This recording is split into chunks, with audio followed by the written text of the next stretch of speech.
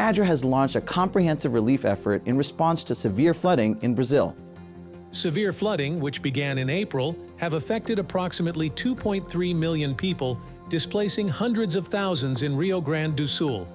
On May 2nd, the region officially declared a state of emergency as the disaster has claimed 151 lives, with over 100 individuals still missing. ADRA immediately responded and has deployed a needs assessment team. They are working closely with local authorities, church volunteers, and partners to manage emergency operations and shelters. Key relief measures include distributing food, water, hygiene kits, clothing, and cash vouchers to the affected population.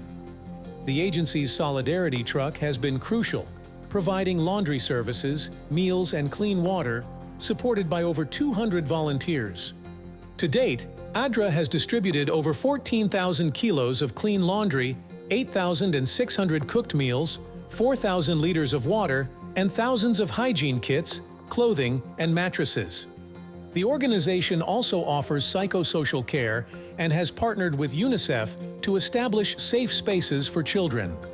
ADRA Brazil continues to plan for long-term reconstruction to help communities rebuild.